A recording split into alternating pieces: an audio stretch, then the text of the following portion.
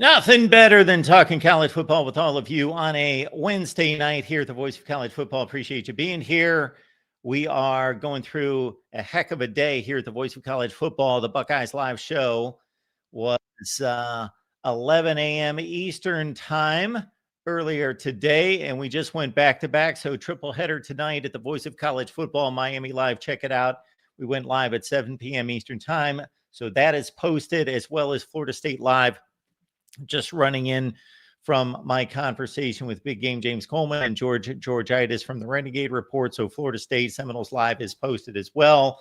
And controversy surrounding, of course, Mike Norvell and should he stay or should he go in Tallahassee. And, of course, for the Miami narrative, it's mostly about the college football rankings. And speaking of, we're going to get to our guy Nathan Brown here from College Football Mafia here in just a second, because the college football rankings are curious and they are controversial as always, and BYU is a big part of that. We would remind everyone that the most important thing that I will say tonight is, of course,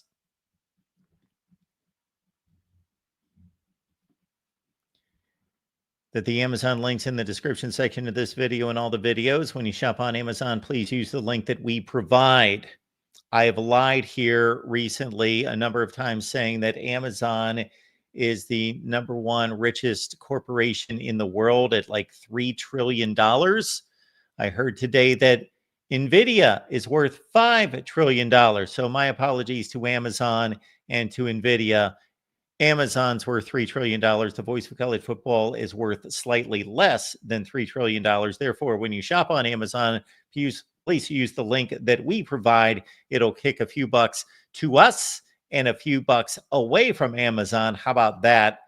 And if you want to keep us going, you will take part in that initiative. So the Amazon link, of course, is in the description section. I am here for an hour or more. That's up to you. You know the deal.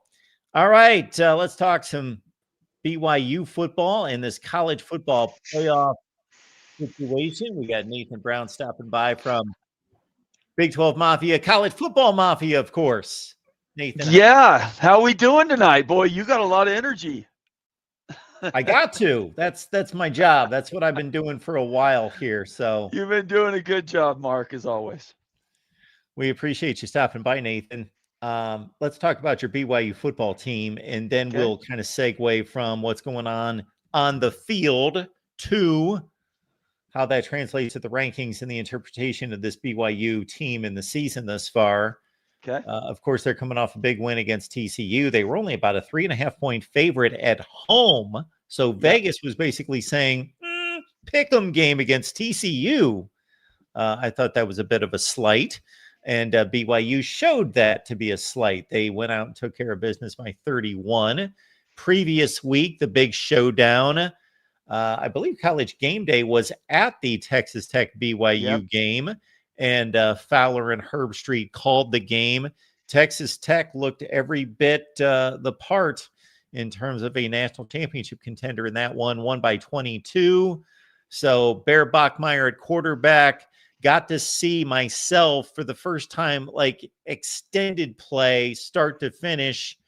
And I actually just voted on the All-America team and put a couple BYU players in there, and one linebacker in particular who's extremely good, and Jack Kelly. Yeah. So just your thoughts about this BYU football team. I know that, correct me if I'm wrong, preseason you were hopeful, optimistic, but not certainly super bullish on this team. So maybe they've outplayed some expectations.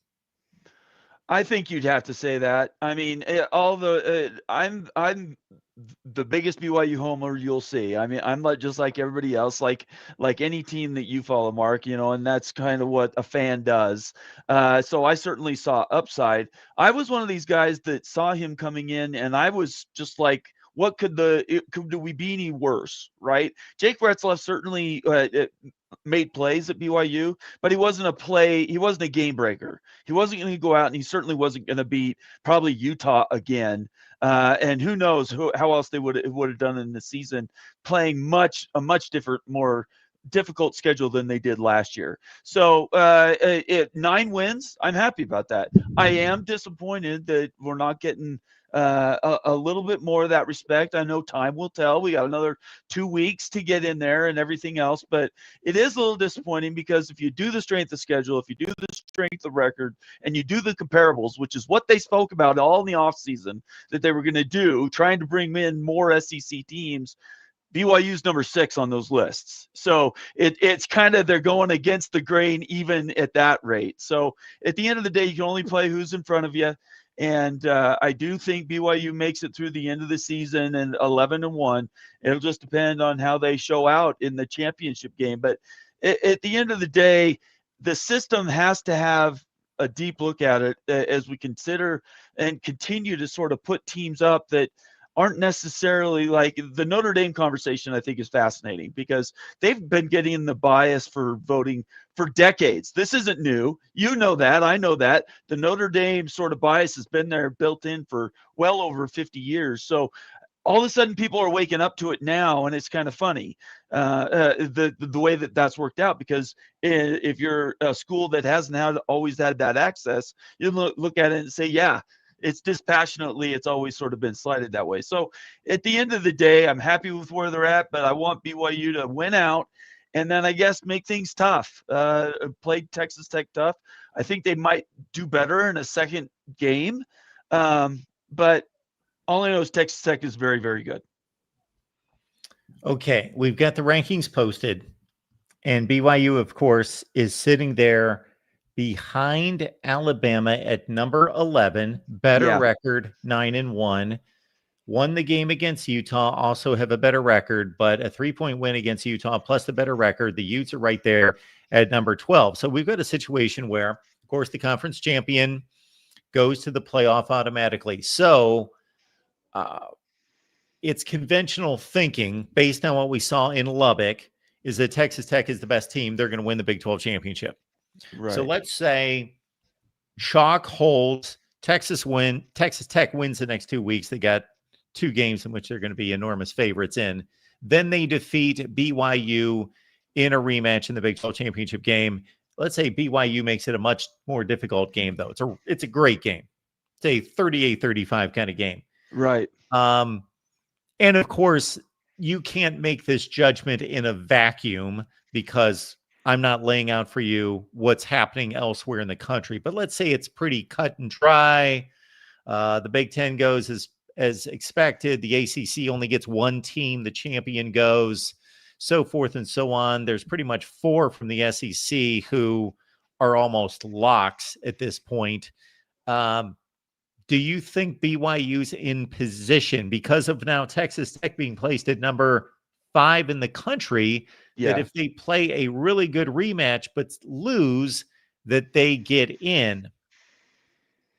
Yeah, it's going to be tough. I think if they play Texas Tech even one possession, it's 7 points or less. Yep. I think that should, we'll put that in quotes, give them the opportunity to be in position to take that spot. Right now, if every team ahead of them wins, they're saying no.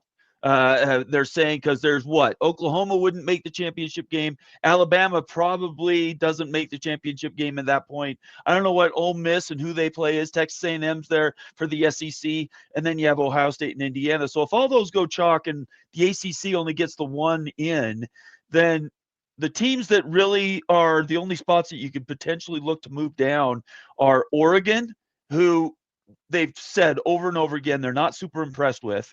Even though the Penn State win, the one that they sort of lean into as their biggest win, now Penn State is having a disaster season. So you can't even really say that that's a great win either.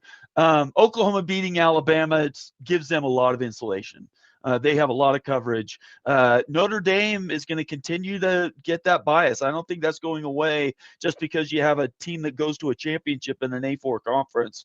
I just don't think so. I think the lobbying the SEC did over the offseason, Ole Miss is still in that conversation from last year. Alabama, the only school that's not in there from the SEC is South Carolina, and they've been replaced by Texas A&M. So you could make the same argument. This is not much different than last year when BYU was left out again.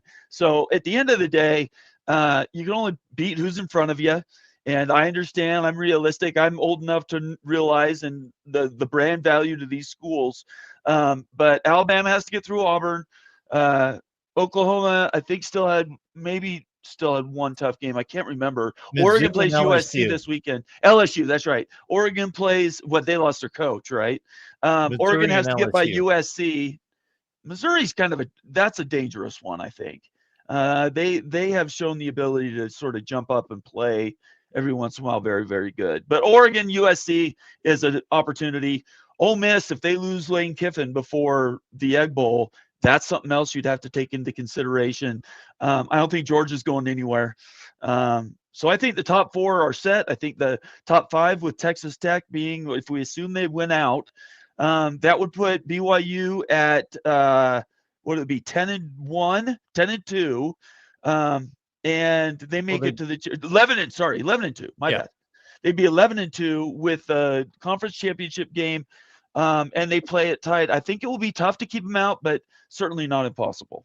So you're rooting for BYU first and foremost, so you want them to win the Big 12 championship. For somebody who is a Big 12 fan, let's say you're an Iowa State fan, you're a Baylor fan, whomever, you just want the Big 12 to look good. It appears as though the best way for that to happen would be BYU wins a Big 12 championship game close. Obviously, it's automatic for them. And Texas Tech would have to fall a long ways from number 5 in losing to what could be, let's say, the number 9 team in the country by then. You wouldn't think that Texas Tech would take a big hit. They shouldn't if the committee's consistent.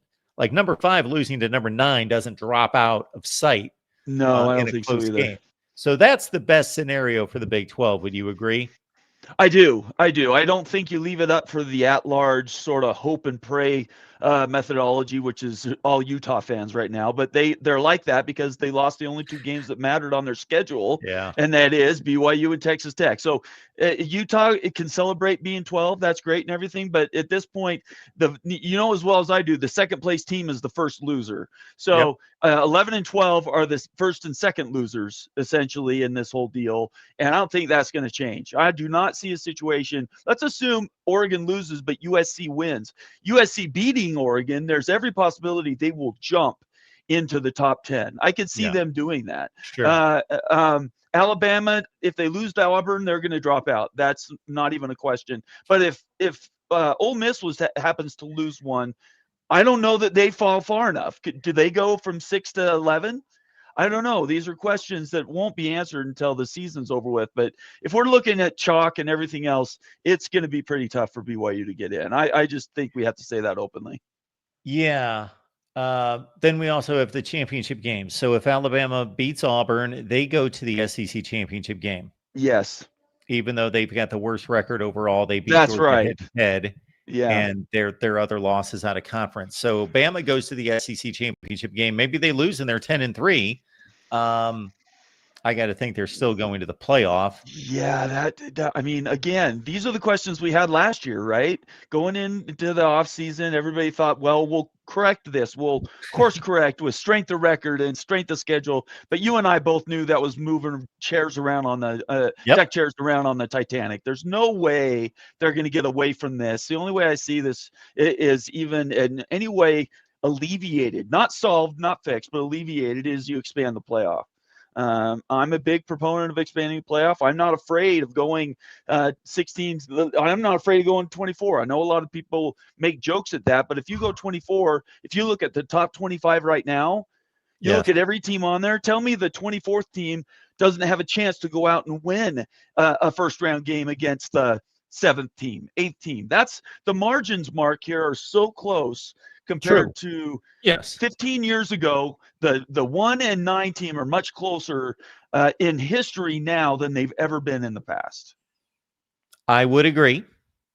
In that assessment today versus what we saw in the 4-team college football playoff. And most likely I would have to go back and really look at the rankings prior to that during the BCS era, but most likely that was the same.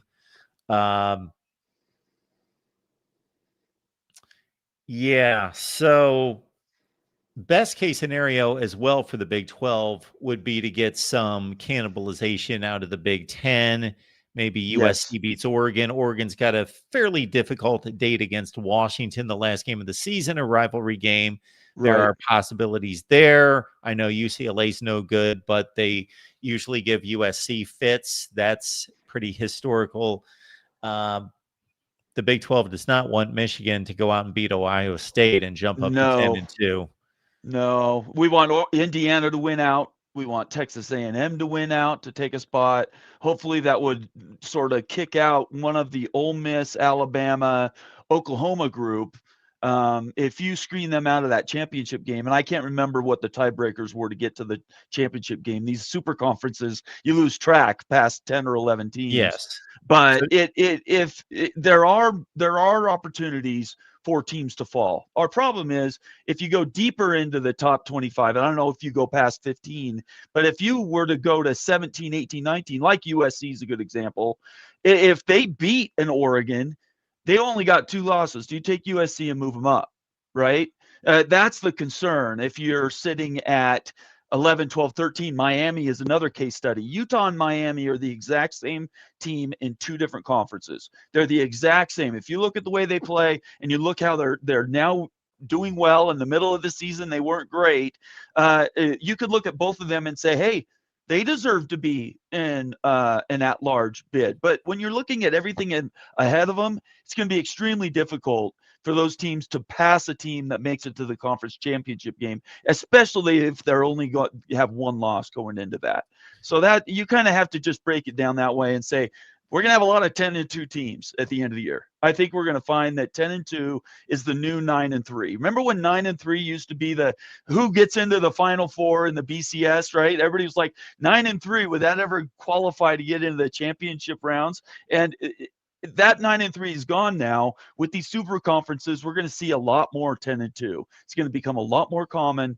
And 10-3 at the end of the season shouldn't be shocking because those teams don't want to play in bowl games at the end of the year. Vanderbilt sitting at 8-2, they would get a boost from beating Tennessee, who's number 20 in the country right now.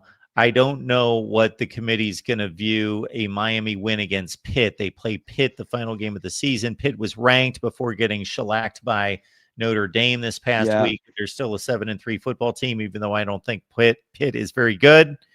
And I don't think much credit should be given for beating Pitt. Yeah, those are a couple teams that kind of lurk there as well, along with, as you mentioned, USC. And of course, Georgia Tech can just jump up and win the ACC championship and get They the can. automatic bid.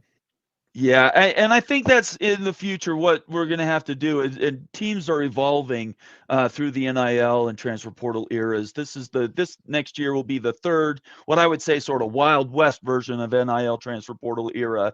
And Miami and Utah can both look at this season. If neither one of them make the playoff again, Utah not so much. They were not great last year, but Miami 2 years in a row. If they get screened out again and they're sitting there with some mediocre losses during the middle of the season, I got to believe they are going to go to the ACC commissioner and everybody else and say, we don't want to play any important games past October 1st.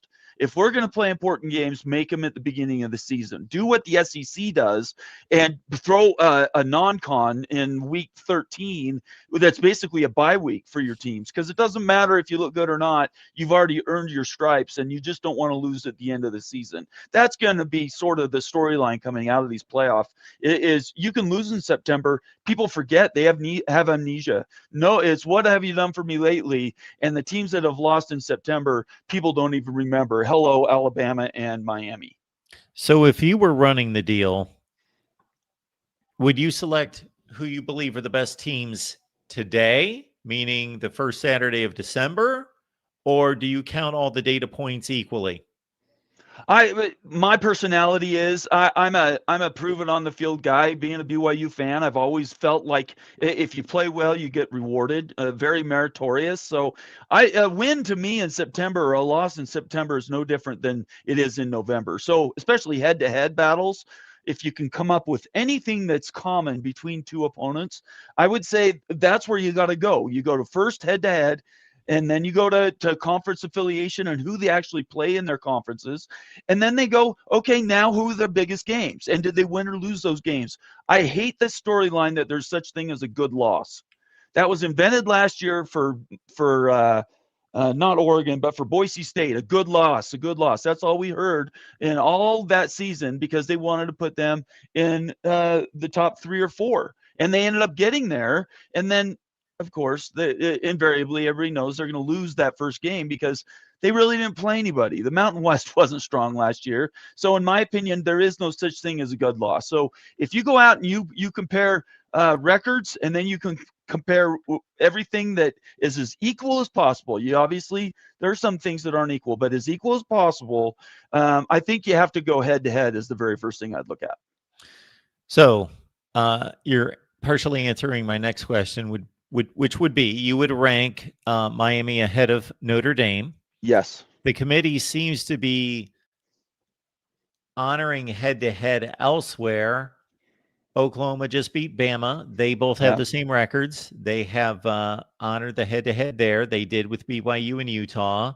They did earlier down the line with Virginia and Louisville before Louisville lost. And again, they have done that elsewhere. Although Illinois is in the top 25 and they lost to 7-3. Washington by 17 points in the same Washington's been overlooked all season. So Washington's been one of those schools that's flown under the radar all season. They did not honor that one.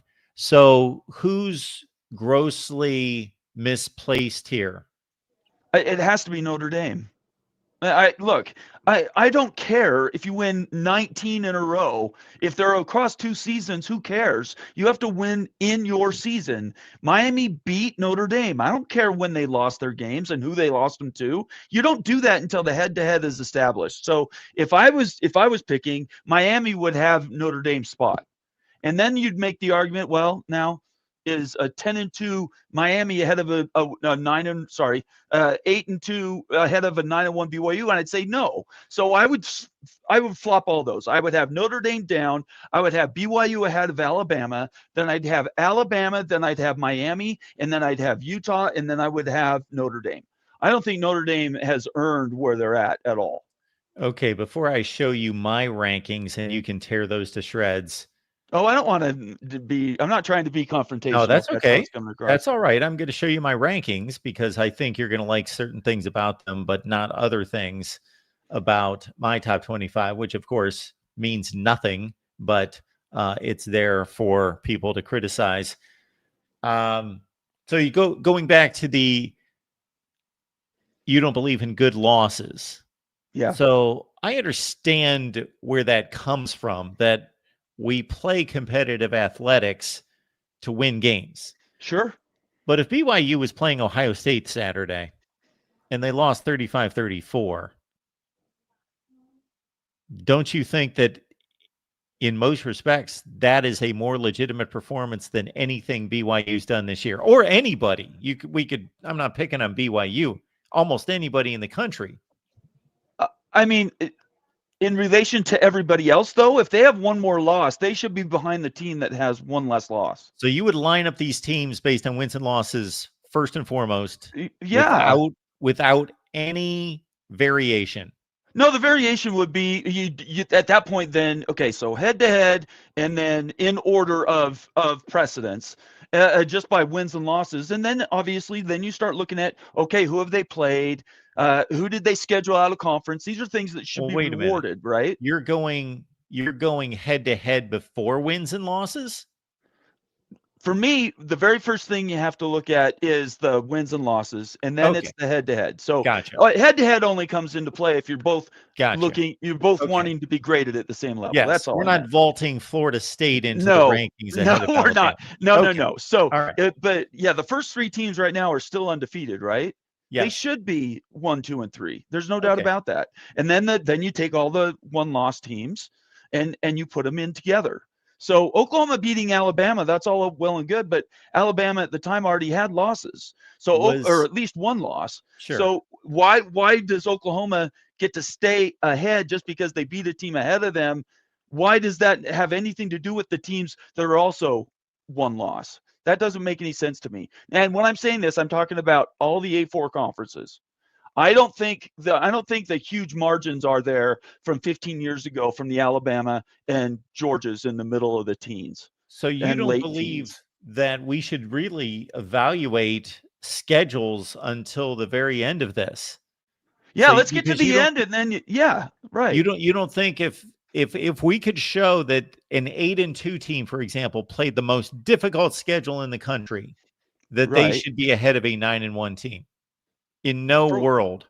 Yeah, because the reason is there's 130, 68 teams in in A4 conferences that all have the same access to the exact same transfer portal and NIL rules. Every school can go out and spend the amount of money that they want to compete. Okay. Don't come at me if you're a poor, school in the Big Ten and you don't have enough money. I don't want to hear from that, because schools in conferences making a lot less in media value are being competitive at a much higher level than you are even playing at, being in, technically some other measurement for a conference. So if you're in the A4 conferences, that's 68 plus Notre Dame, that's 60. No, it is 68 with Notre Dame. Mm-hmm. All those conferences should be graded against against each other at the end of the season. In fact, I would almost say get rid of I know it's a TV show and they're doing it for ratings, but every week that they're rolling these things out, all it does is cause more and more consternation. If they would just do one show at the end like they do the basketball tournament, and they seeded everybody based on first their record, then their head-to-head, or conference and head-to-head, depending on which one of those takes precedence. If you're talking about a rival that's not in your conference, and then you find out what those teams actually are when they go out to play, I think that's the best way to do it. And I always fall back on, these teams now have access to more resources than they ever have in the history of their programs, because everybody can now legally pay players, and the transfer portal is open to everybody. So in my opinion, everybody should be graded against that level. So there are 4 teams in the Big Ten, and only one of them factor into this at all, and that's Indiana. The other ones are in no factor: Rutgers, Maryland, and Penn State. But it's for me to make a point about the schedules. So Sure. you, again, consider these schedules just to be a wash between the 4 major conferences. Basically, nobody plays that much tougher of a schedule than anybody else. I think what I would say is, at the end of the day, it all evens out. Because I Really? think because I think the SEC schedules some games that honestly shouldn't be scheduled. At the end of the day, if you grade and took everybody out, I think the SEC right now is getting a bias that nobody else is receiving, including the Big Ten. And I think that bias has long disappeared. But probably 4 or 5 years, that bias started to change once you could start paying players, and you couldn't stack 5 stars 3 deep at one position. So yeah, I do think it's marginal. I think at the end of the day, you're going to find out that these schools are a lot more competitive if they're put on the same even keel to compete. I think you're going to find out Texas Tech is much better than a lot of teams that people think they're much better at it in a quote unquote Power 2 conference. So if you are Miami and you went out and chose to schedule Notre Dame and Florida and South Florida non-conference, Yeah, or you are Clemson and you went out and scheduled LSU and South Carolina, we know that they're not any good this year, but they could be right. at other times. And we could go on and on with the examples of, I'm trying to pick and choose those teams that went out and scheduled 2 power conference opponents outside of their conference schedule. And then, as I started the question, Penn State, Indiana, Rutgers, and Maryland scheduled no one. Right. No I think one. Yeah, and I think one or the other has to change. Either we encourage out of conference big games, which everybody wants to see Miami, Notre Dame. Yep. Everybody wants to see Ohio State, Texas, right? Yep. But right now, who is benefiting from the Ohio State Texas game? You can argue Texas's season ended when Mhm. they went back to Austin. They were immediately put behind the bumper, and then played down to their schedule. They have 3 losses, and they were in a lot of picks for the championship this year. So I think the out of conference games should be encouraged and strengthened. I want BYU to do tough out of conference games. I always have wanted that. The challenge is if you're going to stick with only a 12-team playoff and you're going to stick with a metrics that we don't even know what the measurements are to get into the playoff. They won't publish how they pick anything. It's all this subjective eye test, or this guy, we haven't compared these schools yet because we haven't felt like they needed to be compared. That was an asinine statement to hear that about Miami and Notre Dame this last week. I would just say, to get rid of all those issues, you make the playoff extra big. You make the playoff much larger.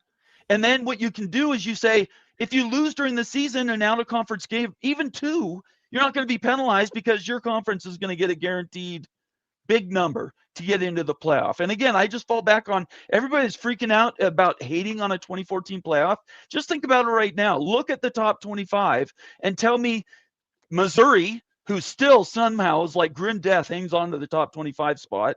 They can't ever be kicked out because the SEC doesn't want to lose a top 25 game, right? So they keep them in the top 25. Missouri on a good day could come through and beat Georgia. On a good day, they could come in and beat Alabama. That's what an end of year playoff would be. It wouldn't be 5 teams from the American or 6 teams from all G6 conferences. Come on, instead of using that as the thing you fall back on and hating the 2014 playoff, let's just imagine Arizona State's back. Will Levis happens to be off, or not Will Levis. Sam Levitt. Sure. Sam Levitt was back healthy, and he's not going to be. But say he came back at the end of the season and made for a push to get into a 2014 playoff. I would want to watch those games in December rather than watching Army play the Citadel in the Who Cares About It's Bowl.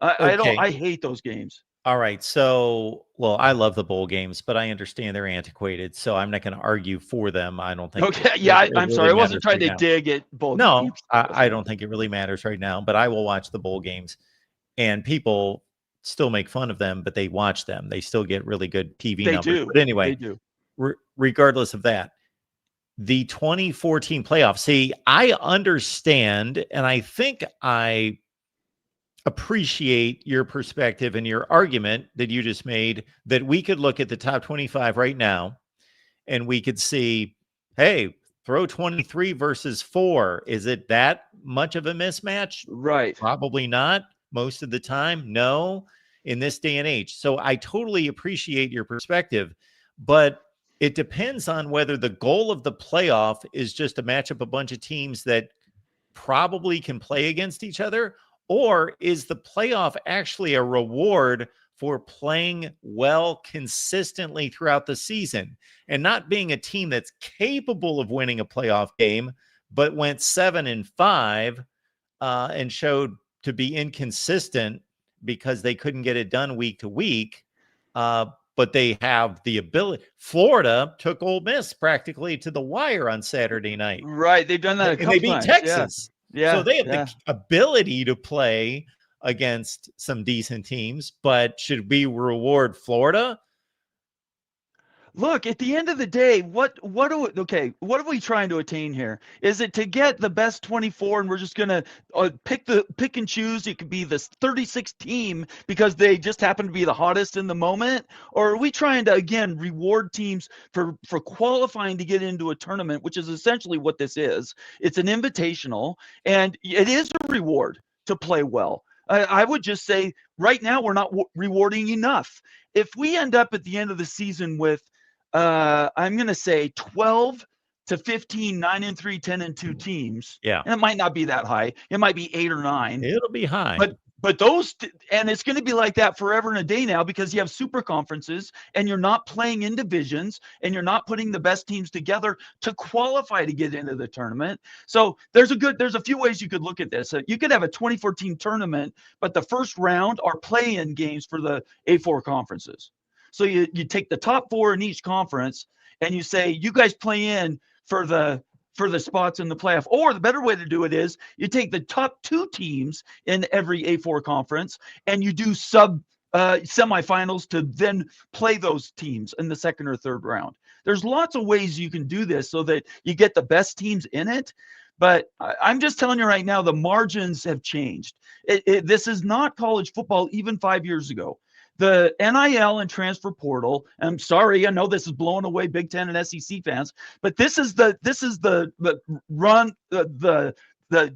bottom line of this argument, and that is you want to get as many games at the end of the season you can that are competitive. We want a playoff that has the best teams in it that we think can win games, and usually that's going to be around the top 24.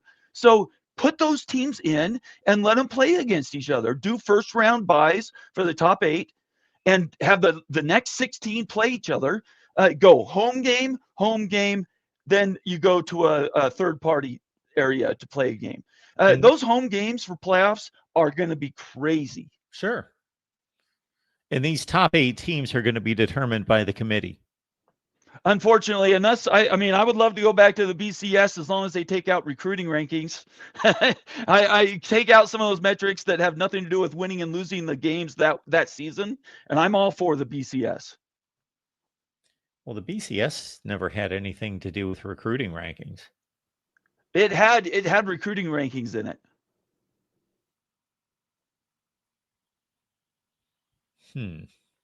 I'm pretty sure that's right. Maybe it was the Bowl Alliance that had. Okay. I know one of them had recruiting rankings in it. What was it? 2004, 2005. Was that the Bowl Alliance? That was the BCS. That was the BCS. The problem is they're not publishing what these. Like Sagarin is one ranking, right? The yes. SP Plus is another ranking. The top 25 coaches poll and the AP these were all different polls that generally are supposed to be measuring the same thing, but they don't always have the same outcome. And so, I'm not happy. I'm admittedly not happy with the way that the committee is run the last 2 years. I think the bias is evident. It's self-evident by who they pick. And then you have out of nowhere statements where we haven't put Miami and Notre Dame in the same conversation even once because we break these ridiculous. Teams into groups. Did you hear that? Break them into groups, and they're not in the group. So why would we compare them? That just shows you how out of this world crazy off they are, and why you can't really trust who's going to be in this final pick this year. Yeah. So it's certainly an asinine statement, as you just mentioned, because especially talking about 2 teams that have the same record that played each other.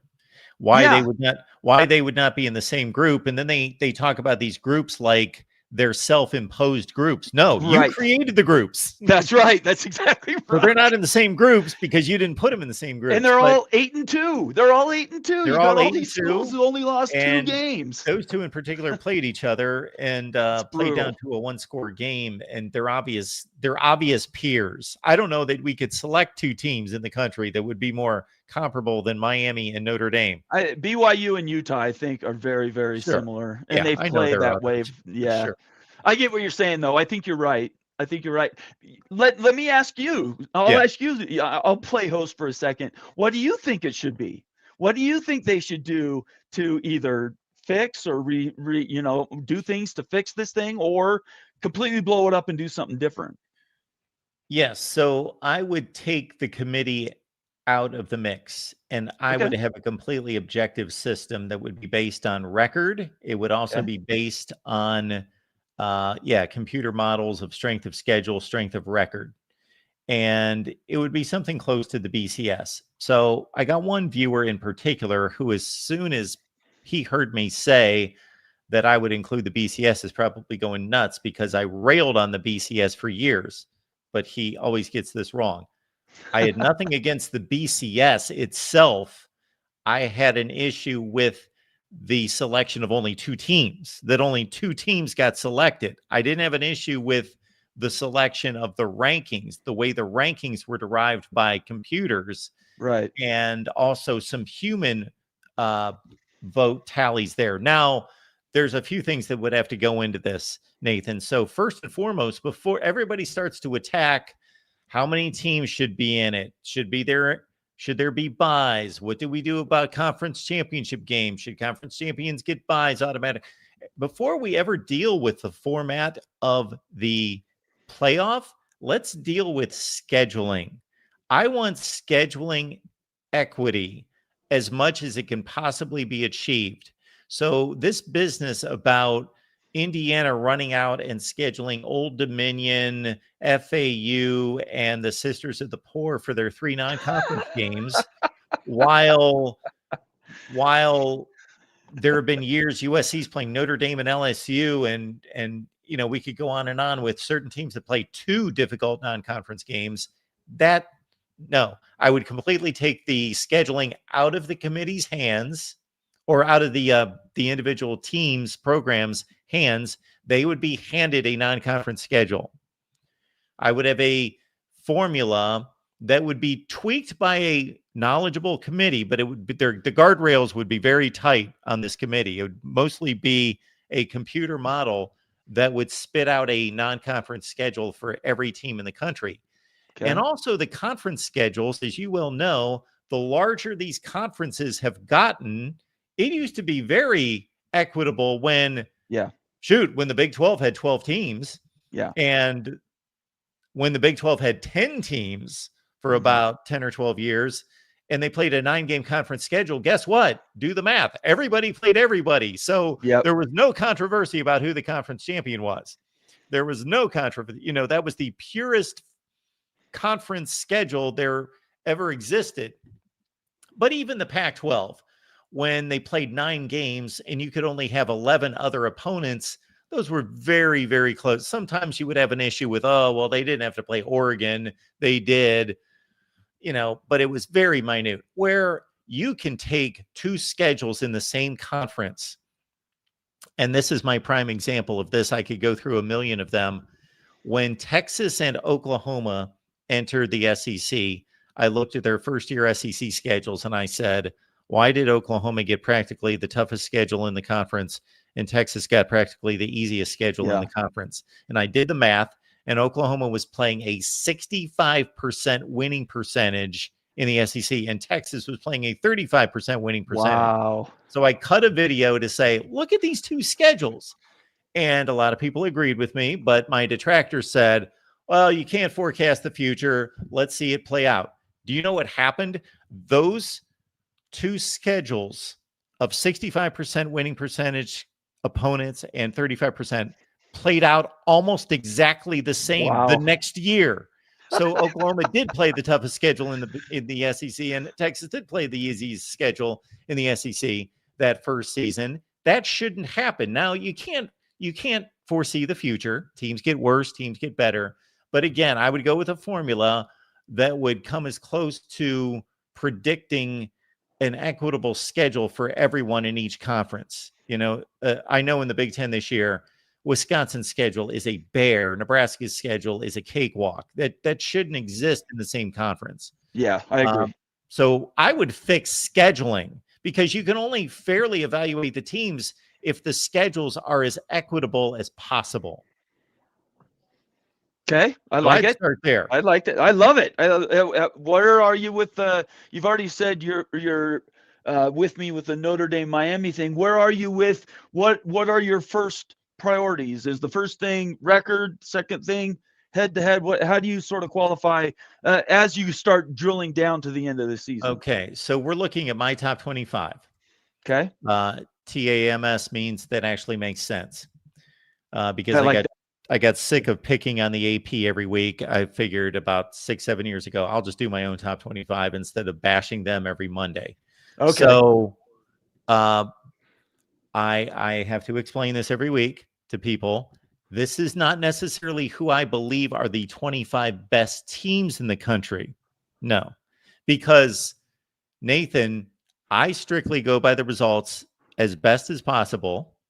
Meaning, if you would see my rankings the first couple weeks of the season, they look ridiculous. They people think I've lost my mind, because let's say BYU started the season and nobody had them in a top 25, but they played Clemson, and Clemson was ranked 8th, and everybody thought they were really good. BYU beat them in the first week of the season. If I considered that to be the best win of week 1, I would rank BYU number 1 in the country, because they had the best resume in the country. So this is I have never promoted this to be a perfect ranking by any stretch. It has flaws, but it's at least reasonable, sensible, and it makes sense. And it's a resume ranking. So again, it's based on resumes. So I base it on the record, wins and Okay. losses, like you. Good. Wins, it matters if you win the games. You need to win games.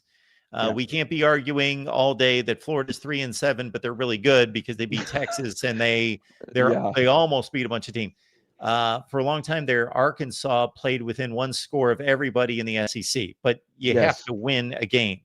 You have to win. So the record's very important. And then number 2 for me is a comparison of the schedules, the opponents. And then number 3 is the performance, meaning if BYU would have beaten Utah 50-0, I'm going to evaluate that performance differently than them winning whatever the score was, 31-28, something like that. 24-21, but yeah. 24-21. Yeah, they won by 3 points. So I'm going to evaluate the performance, the level of dominance. Sure. I got you. So those are the 3 factors that I use, but I wouldn't put that on I would use all these metrics as long as I reviewed. Just because somebody has a system or a computer has a system doesn't mean that it's a good system. I'd have to review it, and smart football people would have to review, does this system make sense? But I did think that the BCS got it right in that it didn't just rely on like one system. It had like 12 different computers that factored different things into consideration to give it a blending of perspectives. I think that's fair. And I think as this continues to move, we're going to get closer and closer to that. I'm trying to give these people on this committee grace, right? It's a tough job. Yeah. Nobody's patting you on the back for whoever you pick. You're always going to be a villain for somebody. But at the same time, I don't think 12 is a representation nowadays. It might have been even 5-6 years ago, but nowadays, because the margins are so close and recruiting and NIL and everything else has changed, transfer portal, in my opinion, I think those margins are a lot more close now the deeper you go into the top 25, and I don't think 16 captures it. I understand why people want 16. 16 is 4 rounds of playoff. It doesn't add another level. I get all that stuff. But if you can go to 16, you go to 24, it's the same 4 + 1. So it's 5 rounds if you count the championship game of playing extra games. I don't think there's a difference there.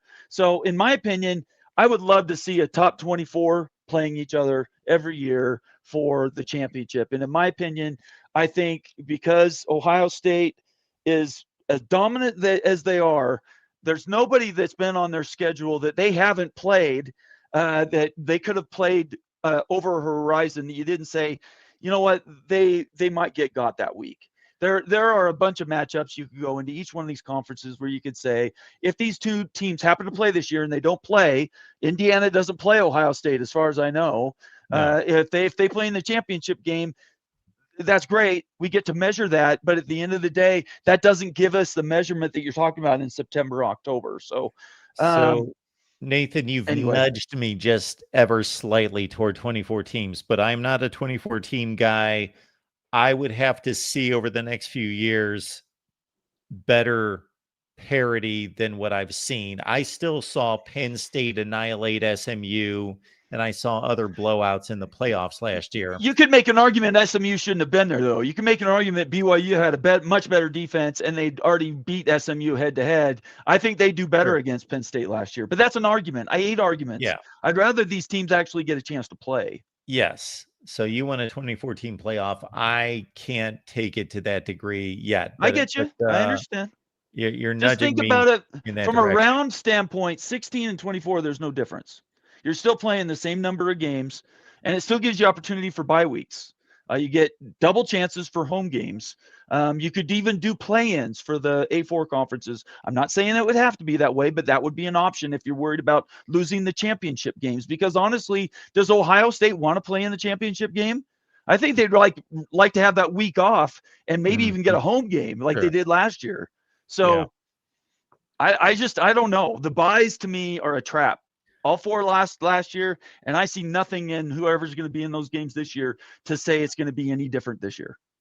Yeah. So I think that we've gotten to a place with conference championship games, and have loved over the history of championship play, conference championship games, but we've gotten to a place where they're somewhat meaningless, not completely. There was an ACC championship game that meant a whole lot last year, and obviously the Big 12 as well.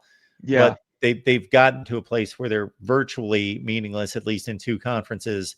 Therefore, why not just award the first place team the conference championship, say they're the conference champion, and then I am intrigued by the whole play-in business within a conference, 3 plays 6, Right. 4 and 5 play and all of that business. But Yeah, you know what? I think we just need to be open and honest and talk about this in a fair way on Twitter and on social media. You know as well as I do, ideas get completely twisted around and they're utilized as bludgeons and they attack people and ideas. And that's not look, that's not a fair conversation. If we really want the best for college football, we need to talk about all these ideas. There's no reason you have to put the playoff in an envelope and say we don't ever want to talk about these things because we don't want to hear the answers to the questions. No, no, no. I'm the reverse. I think we need to be talking about these things, and expanding the playoff, I think, is good. Expanding the playoff to get 24 teams in a playoff. So all December, we have playoff game, playoff game, playoff game.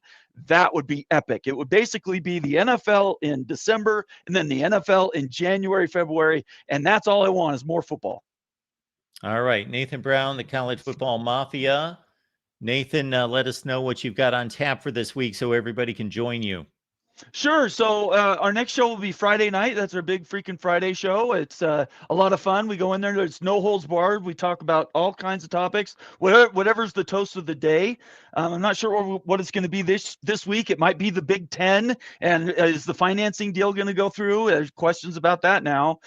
Or we could be talking about more playoff games as we prepare going into the season. But it's College Football Mafia right there. You can see my handle and all our Twitters. And yeah, I appreciate having me on, Mark. And I'm sorry, we've been trying to do this for a month, and it's been my fault that we haven't made it work. So I appreciate you having me on. We'll do this over the next few weeks. I'll try to be better. Absolutely. That would be awesome, Nathan.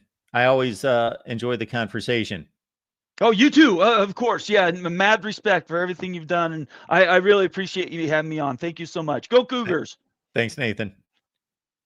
Nathan Brown with Big 12 Mafia, now College Football Mafia, right here on YouTube, of which I'm looking at right now. We've got 46 people watching us on YouTube. We've got 97 people watching us total. So everybody that's watching us on Twitter, you are being cut off in like 5 seconds, going in 5, 4, 3, 2. You're gone. And watch us on YouTube. I will not bore anyone with this tonight, except for the next 15 seconds to say I was looking at some numbers of live streams this year versus previous years, and it's pathetic. So, yeah, there will be some changes, but we will talk about those after the season. So expect some big changes here at the Voice of College Football. What those will be, I don't even know at this point, but I've got a lot of things rumbling around in my head. What also is rumbling around in my head is that we got 4 minutes left in this show. And so we'll take 2 calls, rapid fire. The real MVP, what's going on? Oh man, Mark. I mean, that guy's got a lot of interesting ideas, and a lot of them I disagree with. But let me just say, for everybody who disagrees with him, be that voice and say, you notice what he didn't bring up, Mark, during his entire time here was results on the field. What actually happened during the games? He brought a lot of conjecture, and well, I think this result might happen. This should happen. There is bias, but he never substantiated with much evidence. He says, well, we all just kind of know there's SEC bias. Really? It's just a proven fact. We all just know this. He says things like, Missouri, they're always ranked into the bottom of the top 25. Every rank, they're there. Last week, Mark, they weren't ranked. I mean, can people just, say things that are true and objective? All conferences are not created equal. The results on the field have to matter. The SEC went 12-4. Every other conference did terrible. And this 2014 model he's throwing out, and I didn't hear him mention it, they don't want it to where it's they want every conference to get 4 auto bids. Okay? and then the rest be at large. And the G5 get not one, but 2 automatic qualifiers.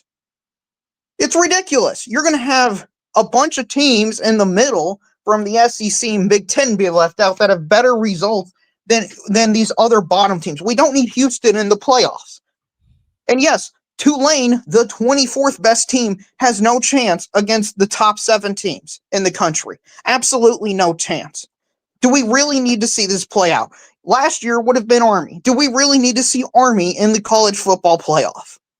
Really? We think saw Tulane play Ole Miss this year. Right. Do we need to see that again? Do we need to see that again? I'm asking this for everybody who 38-3. Right. Do we need to see that again? Now, I don't think Oregon is as good as Ole Miss, but they would, instead of 38, 5 points, it'd be 24. Whoop-de freaking do. I think his final statement was probably the most important statement he said. It's basically the NFL. And that's what I'm trying to desperately avoid. We don't need college football to be avoided. How about this? And also this point that he made that, well, the sport has changed greatly in 5 years. Mark, 5 years ago, who was in the national championship game? 5 years ago was 2020. It was Alabama and Ohio State.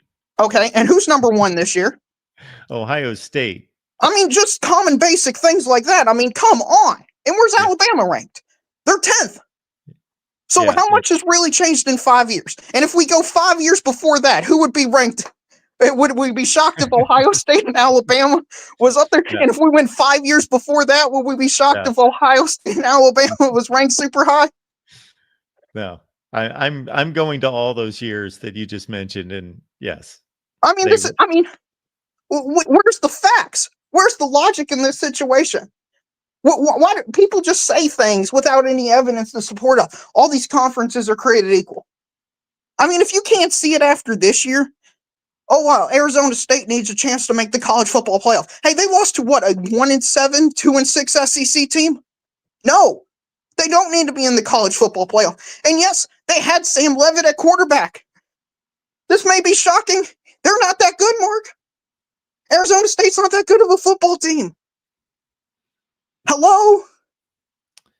Yeah, that may be the result this season that people need to hear more than others would be that, and it's just one game, but I'm sure you mentioned it during the offseason. I certainly did. Be looking out for Mississippi State defeating Arizona State.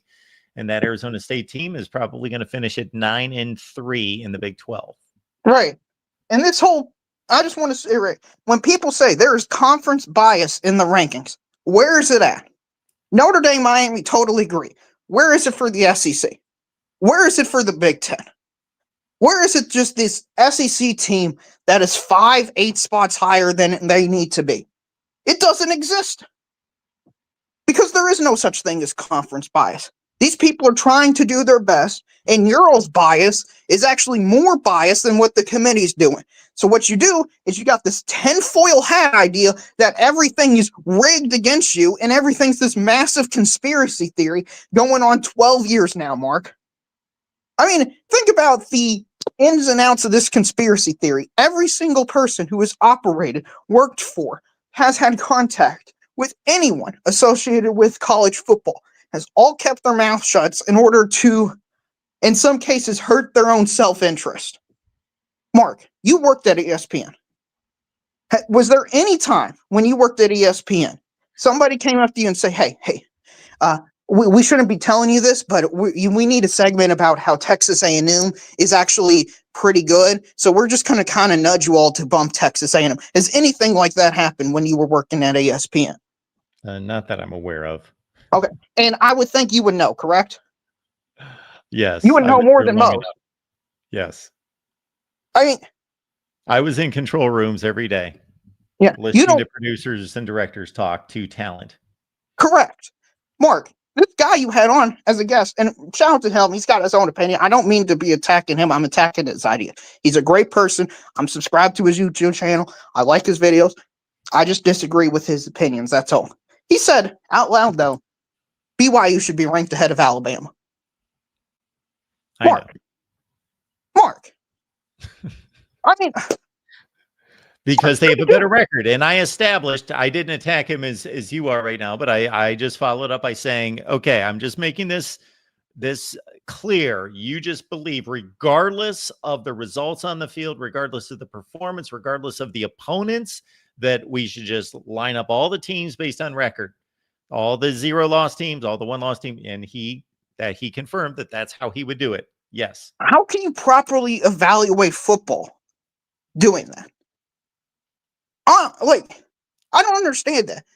You're telling me a 3-6 Florida team is just as good as a 3-6 Florida or the Florida State team from last year that went 2-10. They're about the same level of team.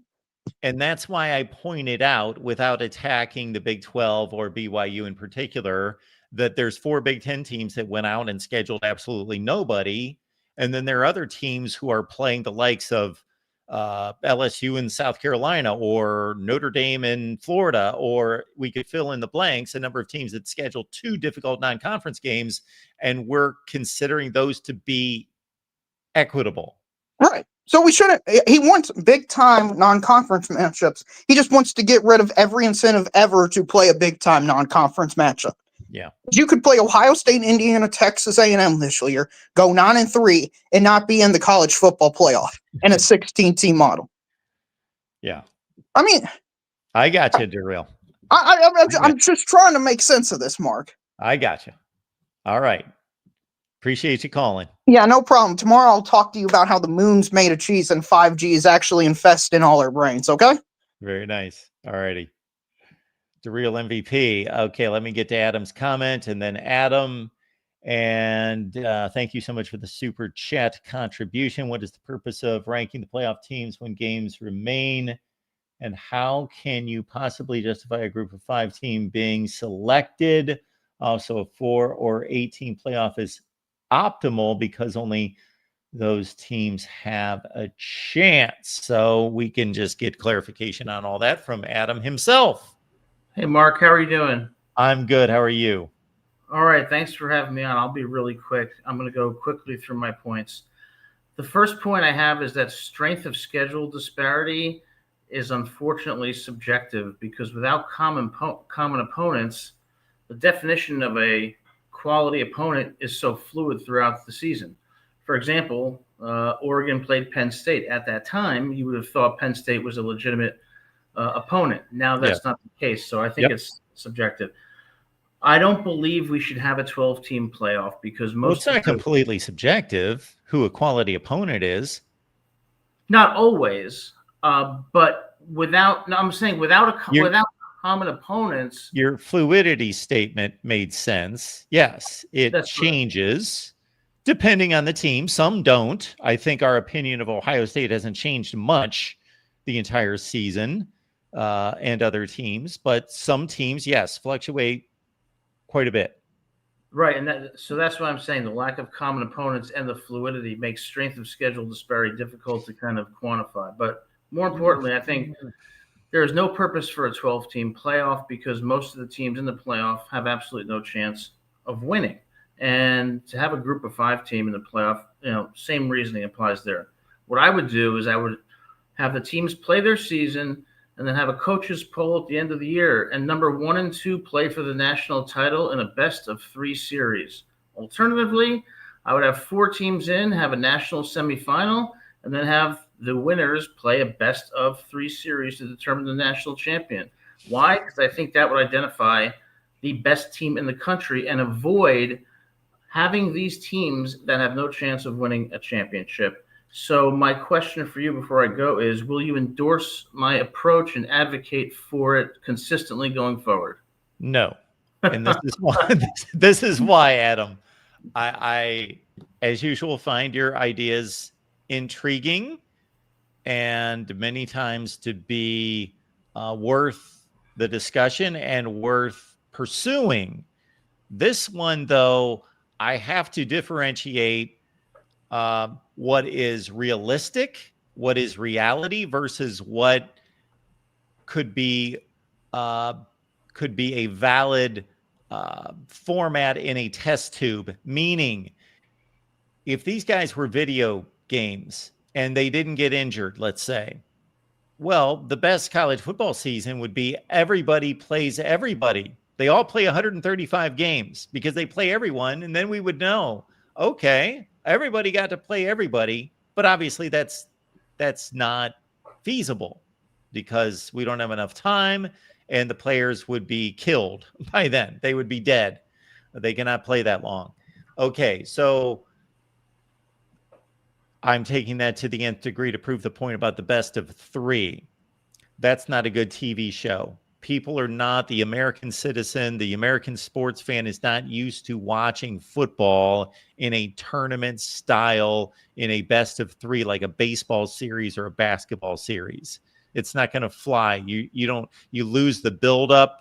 You lose football games are supposed to be one game, and to try to convince these players in an era with NIL, with them, many of them opting out late in the season. If they didn't have NIL contracts that kept them on the field more, what we started seeing the couple of years before NIL is these players opting out late in the season.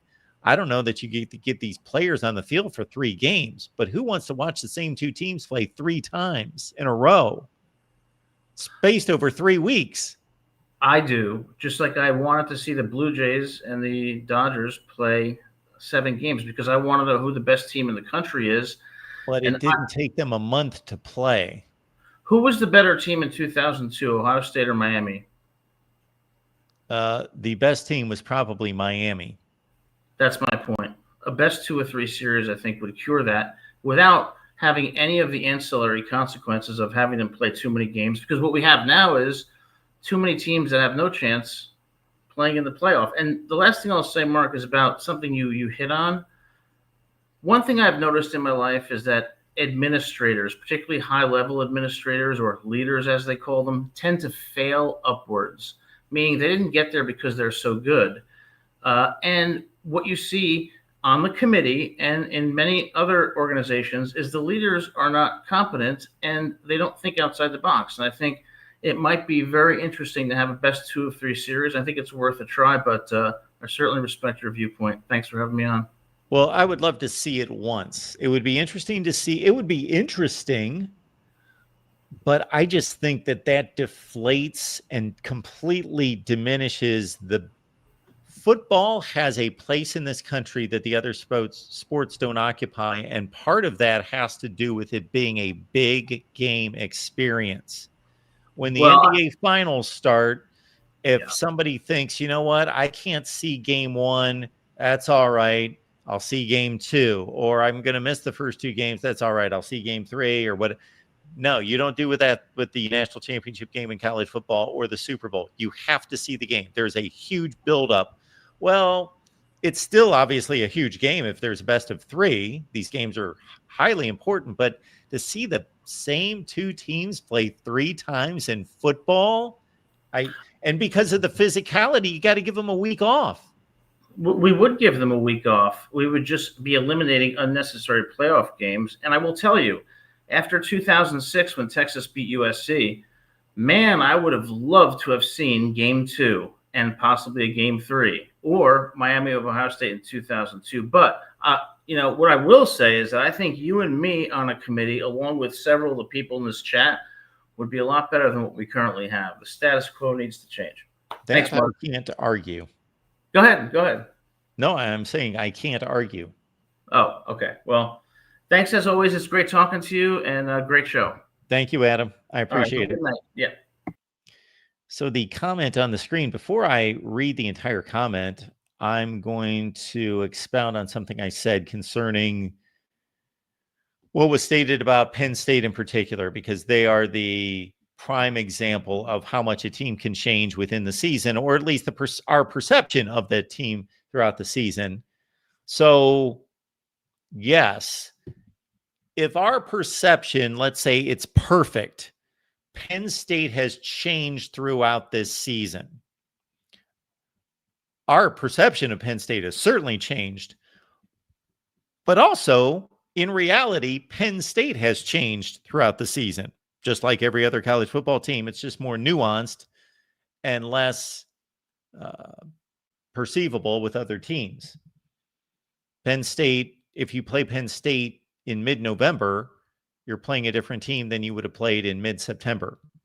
They don't have their head coach. They don't have their starting quarterback, and they're not playing for anything. And so I think it's justified on one hand to say at the end of the season, okay, we're going to count the Oregon win against Penn State to be different today than we did when we thought Penn State was a top 3 team in the country. But we also have to consider Penn State, while they may not have been a top 3 team in the country when Oregon played them, they're not necessarily, were they the last week of September, the team that they turned out to be? So I think there is truth in both statements. I don't think it's either or. I don't think Oregon beat the number 3 team in the country, but I also don't think that they beat a team that's going to finish 4-8. They didn't beat a 4-8 football team the last weekend of September. I think there is truth in both.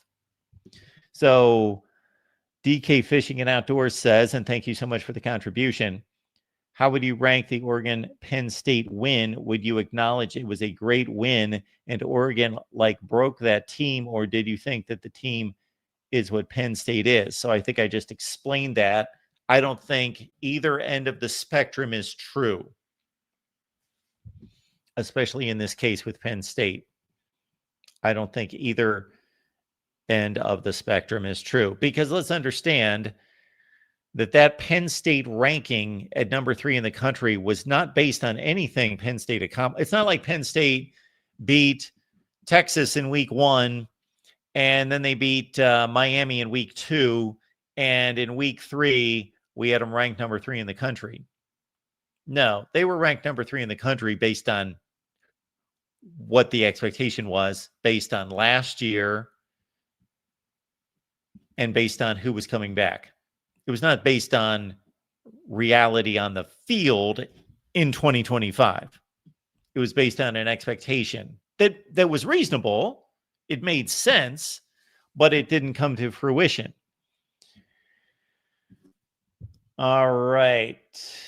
Appreciate you all being here at the Voice of College Football. We plan on being back here on Thursday night at 10 p.m. Eastern Time. Please use the Amazon link in the description section if you would like us to stick around and talk college football with you for months and months and months and years and years and years and years, as we would like to, then please use the Amazon link. It is the same shopping experience. We will see you on Thursday.